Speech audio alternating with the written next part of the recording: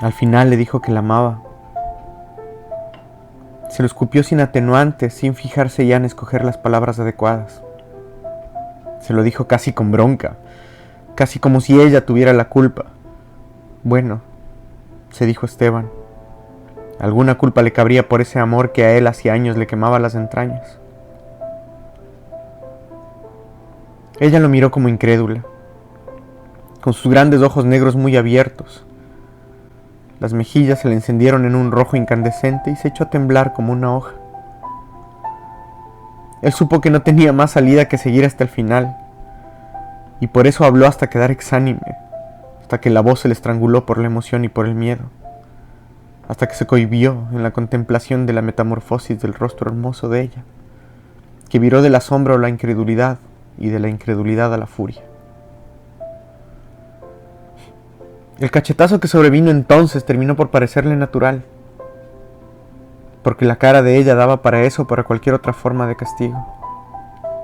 Enseguida, como para nutrir aún más a la bestia de su desamparo, ella se acomodó la cartera y se trepó en un 93 que venía repleto. Para colmo, desde el estribo dio vuelta la cara y lo miró con los ojos llenos de lágrimas. No hacía falta ser un genio para advertir que no iba a perdonarlo nunca. Muchas veces, en las infinitas noches malgastadas en urdir el modo de decírselo, había tratado de representarse a sí mismo en el instante posterior a haberlo hecho. Casi nunca lograba hacerse a la idea. Hablarle le parecía algo tan difícil, tan improbable, que el minuto siguiente a haberlo conseguido se le antojaba de otro mundo. Un minuto para ser vivido en otro planeta. Una vez que constató que seguía con vida, que no había muerto de vergüenza, ni de pánico, ni de desesperación en la empresa, trató de pensar de nuevo el universo en torno suyo. Alrededor todo era igual, a qué negarlo. Buenos Aires estaba por todos lados, pero casi no importaba. El cielo estaba encapotado de nubes bajas y pesadas. Esteban casi sintió un pinchazo ligero de bronca, una sensación de injusticia por esa indiferencia rotunda para con su tormento en carne viva. Con pasos de autómata abandonó la parada y caminó por Leandro Alem hasta la plaza. Ella seguía poblando sus pensamientos con una premura irrenunciable. Su imagen de llanto en el estribo, su rostro dolido y rabioso y desencantado, se le imponían de un modo mucho mayor que el tamaño que cobraba su propia desventura. En una de esas tardes de café que pactaban a menudo, ella le había contado, con naturalidad, que se casaba en mayo. Como él sabía que tarde o temprano llegaría el día en que ella tendría que arrojarle esa montaña sobre la cabeza, consiguió que el cataclismo de su alma pasase casi inadvertido. Armándose de valor, hasta tuvo la hombría de formular las preguntas consabidas. ¿Que cuándo? ¿Que en qué iglesia? ¿Que la fiesta dónde? ¿Que la luna de miel en qué lugar? Y otras por el estilo. Las 3 noches siguientes, que pasó tumbado en la cama sin pegar un ojo, trató de convencerse de que era lo mejor. De que ya era hora, de que el tal Alejandro no era mal tipo, de que ese iba a ser tal vez el único modo de obligarse a perderla y olvidarla. Se vieron varias veces desde entonces. Habría sido sospechoso que él evitara sus encuentros. ¿No le decía a ella siempre que él era su mejor amigo? ¿No se habían burlado juntos 100 veces de los que negaban la posibilidad de la amistad entre el hombre y la mujer? ¿No se habían reído siempre en sus encuentros de los chismentos que los unían en romances de todo tipo? Para Esteban esos fueron 4 meses macabros. Pero lo soportó a pie firme. Se encontraban en el café de siempre, en el bajo. Y la dejaba hablar de la modista, del ramo de novia, del buffet froid, del costo por cubierto, de las rencillas surgidas en torno a la lista de invitados. Él se asombró en ese lapso de cuántas cosas era capaz de soportar sin gritarle que se callara, que lo dejara en paz, que dejara de martirizarlo con esos punzones afilados que le desgarraban las entrañas. Pero el lunes Cuando ella llamó para citarlo para la antevíspera del civil, sintió que era demasiado. Trató de decirle que no podía de ninguna manera, que mejor se veían directamente el día de la iglesia, porque al civil también iba a serle imposible acudir. Pero ella, como siempre, se las ingenió para desbaratarle las intenciones y vencerle las resistencias. Y al final se escuchó a sí mismo pactando otro de esos encuentros del demonio en el café de Leandro Alem para el miércoles a la tarde. Ella llegó con su impuntualidad de siempre, declamando que debía partir en 10 minutos al encuentro de la modista. Pero se pasó la siguiente hora y media atorada en su monólogo florido. Igual estaba rara. Esteban supuso que era natural que todas las mujeres se ponían así en los días previos a casarse. Intentó escucharla con la buena disposición de siempre, pero por más que trataba, lo corroía la idea de que desde la mañana del viernes siguiente ella iba a serle fatal y perpetua y definitivamente ajena, sin que él fuese capaz de enarbolar gesto alguno, capaz de evitarlo, porque era evidente, se decía, que jamás conseguiría vencer su propia cobardía. ¿Para qué traerle un problema, una desilusión? ¿Para qué ofenderla, inmiscuirse de contrabando en su existencia, traicionar la linda amistad que los unía, obligarla a rechazarlo, a decirle lo lamento, yo no sabía, jamás me hubiese imaginado? ¿Para qué forzarla a poner cara de compasión? Cara de te entiendo, pobrecito Esteban. ¿Cómo puedo ayudarte a que me olvides? Atragantado de dolor y de rabia consigo mismo, casi le agradeció en voz alta cuando ella por fin hizo silencio, después de narrarle un principio de conflicto felizmente resuelto entre sus testigos de iglesia y de civil, zanjado por la angelical intervención de Margarita. Esteban tiró el último pedacito del sobre de azúcar en la borra del pocillo, mientras ella miraba el reloj sobre la barra. Llamó al mozo, pagó y salieron a la calle. Como siempre, se ofreció a acompañarla hasta el colectivo y ella accedió sonriendo. Sin embargo, su locuacidad parecía haberse evaporado. Esteban empezó a sentirse mal del estómago. Había confiado en que los últimos minutos de ese tormento asirio pasaran en el torbellino de su charla infatigable. Pero en lugar de eso, ambos caminaban silenciosos por el bajo. Ella mirándose los pies y él con la vista clavada en el vacío, buscando en su interior algún postrer despojo de resignación o de valentía. Ya llegamos, dijo ella. En el refugio esperaba solamente una señora gorda. Él automáticamente bajó el cordón y se paró en la orilla de la calle. Era algo que siempre hacía. Por empezar, era bastante más alto que ella y al descender esos centímetros, sus ojos podían encontrar muy cerca los de ella. Y además, cuando algún auto pasaba cerca de la vereda, Agustina instintivamente, aunque siguiera en la conversación sin inmutarse, estiraba el brazo y le capturaba el suyo, atrayéndolo sin violencia hacia un lugar más seguro. Y ese gesto de cuidado e intimidad a él le entibiaba las angustias. Pero hoy ni siquiera esos ritos antidiluvianos surtían sus efectos analgésicos. Ella tenía la vista suspendida adelante, tratando de adivinar en su miopía el colectivo viniendo del lado del correo. Esteban, por su lado, trataba de detener el terremoto en sus tripas, concentrándose en que ya era miércoles a la nochecita y que el asunto era permanecer con vida hasta el domingo, porque abrigaba la ilusión grisácea de que desde entonces su amor desventurado se iría asfixiando en el tiempo y en la distancia, ahogado en el veneno de lo irrevocable.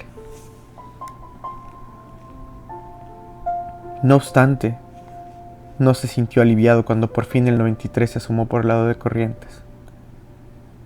Y ella lo miró con una sonrisa rara y de labios apretados y le dijo: ahí viene, como si él fuese tonto, como si fuese ciego, como si fuese incapaz de ver al enorme cacharro amarillento de sus desventuras acercándose inexorable, zigzagueando del carril lento al rápido y viceversa para consumar la catástrofe de su alma, para tragarse al amor de su vida y arrancárselo para siempre, fue entonces cuando ella lo miró con su cara de enigma de toda la tarde y le dijo chao, cuando él inhaló de nuevo el olor inconfundible de ella, cuando sintió el roce de sus dedos contra los suyos, cuando se supo incapaz de sobrevivir al cataclismo de perderla, que él sintió, junto a un dolor súbito en la boca del estómago, la certeza de que iba a decírselo.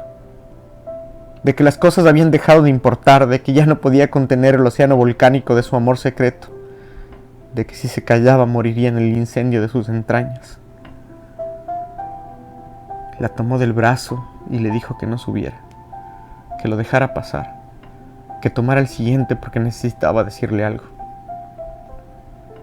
Ella se quedó mirándolo con los ojos muy abiertos, tal vez intuyendo que Esteban iba a lanzarse por la pendiente sin retorno de las verdades tardías. Y él, turbado por la vergüenza pero inmune ya a los trastornos de la cobardía, la miró al centro de los ojos y le dijo que la amaba, y se lo escupió sin atenuantes y sin demorarse en escoger las palabras adecuadas. Le dijo que se había enamorado de ella sin límites ni miramientos la primera vez que la vio entrar en la oficina, con su trajecito azul y su pelo negro y lacio peinado con esmero, mientras de ella tartamudeaba presentaciones y se enredaba los tacos en la alfombra burda del quinto piso. Le dijo que la había adorado desde el mismo instante en que había llegado al escritorio de atrás, y él la había visto de cerca por primera vez, maravillado en el mar oscuro de sus ojos sin fondo, enternecido en su mano helada de dedos largos y finitos. Le contó sobre el calvario paciente de sus cartas de amor, contrabandeadas sus insomnios, atesoradas en el fondo del segundo cajón de su mesa de luz hasta el insólito número de 244, hasta la saturación de imágenes y de metáforas, hasta la sorda convicción de que jamás sería capaz de hacerle llegar una sola de ellas. Le habló de la tortura de Dulce de 5 años malgastados en esos ejercicios inútiles, de que al final había encontrado en un espejismo de paz, en la certeza de que su silencio lo pondría a salvo de su sorpresa y su rechazo, de su adiós irreversible, y de que había preferido indigestarse con sus frases de amor que someterse al suplicio de un adiós definitivo. En el vértigo de la verdad, y temiendo la proximidad de un final de catástrofe, comenzó a ametrallarla con los dardos flamígeros de sus sentimientos desnudos. Intuyó al calor de su corazón desbocado que las palabras corrientes, esas que se usan todos los días, no eran adecuadas para describir un amor como el suyo, y desplegó temerario una verborragia indómita que mezclaba improvisaciones geniales con pedazos arrancados del azar de esos 244 borradores de sus cartas de amor empedernido. Viéndola parada frente a él, rígida, incrédula, le dijo también que se hiciera cargo de ese amor, aunque no hiciese otra cosa más que eso, que al menos para bofetearlo, insultarlo, escupirlo, tomara partido, hiciera algo, le diera a entender que, aun para despreciarlo, ella también estaba ahora sumergida en el pantano de su amor y su desconsuelo, que al fin y al cabo era ella, a su modo y sin quererlo, la única responsable de su agonía perpetua. Hizo un instante de silencio, como si las fuerzas descomunales que lo habían conducido hasta allí estuviesen a punto de abandonarlo. Resopló varias veces y con lo último de su empuje le pidió disculpas. Le dijo que hasta el último momento tenía decidido callarse, que había decidido no hablar por respeto, por no arruinar esa amistad que tenían, por no ponerla a ella en el disgusto de despreciar su amor, por evitarle la incomodidad de herirlo, por ponerla a salvo de perder la naturalidad de sus voces y sus diálogos, pero que al verla ahí, a punto de tomar el 93, había entendido que no podía dejarla ir, que no sería capaz de perderla para siempre, de perdurar el resto de su vida en la decrepitud de carecer de ella, ajeno a sus humores y a sus detalles, ajeno a sus tareas cotidianas, ajeno a sus embarazos y a sus hijos y a sus reuniones de padres, ajeno a sus navidades y a sus vacaciones en Córdoba, ajeno a sus cambios de peinado y a sus compras de ropa, ajeno a su cuerpo de piel y junco yaciendo en la oscuridad, de cada noche. Después, agotado, terminó por callarse. Fue cuando ella se lanzó a temblar como una hoja y le hizo estallar la cachetada en pleno rostro, y se colgó del 93 que venía repleto, y lo condenó con los ojos por su estúpido modo de arruinarle la antevíspera de su casamiento.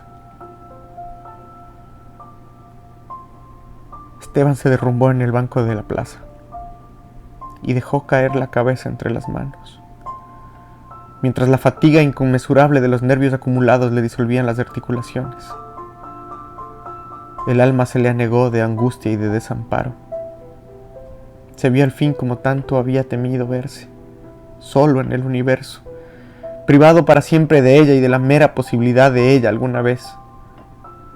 Y aunque no se arrepintió de haber hablado como acababa de hacerlo, cayó en la cuenta de que la tranquilidad de conciencia tenía muy poco que ver con la paz de espíritu.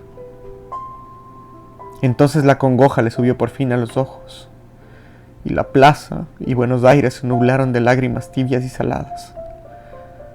Trató de contenerse primero, pero cuando en su alma fue tomando por fin cuerpo el tamaño del abismo de su soledad, el horizonte inabarcable de su desolación, se desbarrancó en un llanto desesperado, que abría hasta el fondo las esclusas de su rencor y su desconsuelo.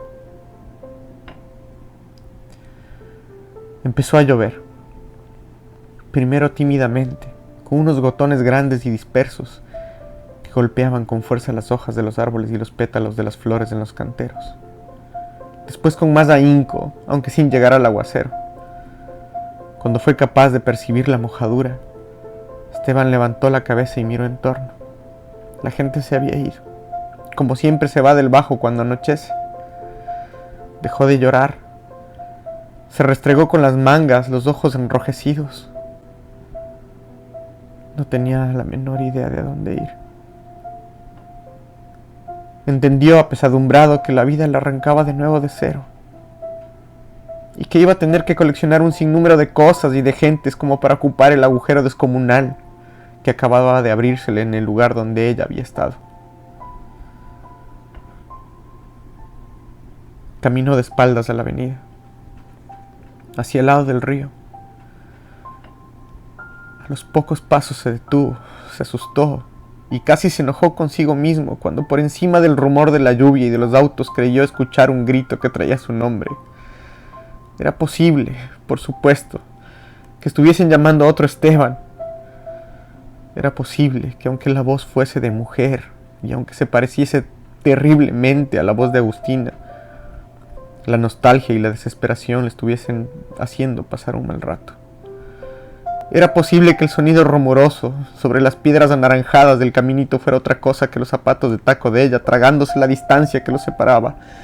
Era posible que estuviese alucinando y que no valiese la pena volverse para verla, a ella indiscutible, irreal y tangible, a ella corriendo por la plaza gritando su nombre, a ella despedazando el futuro escrito en letras definitivas, a ella también empapada del agua de otro banco de la plaza, a ella saltándole al cuello en un abrazo risueño y bañada en su propio llanto, a ella incinerándolo para siempre en el fuego de sus labios contra los suyos, a ella abrigándolo en sus primeras palabras de amor, susurradas, trémulas, contra su oído.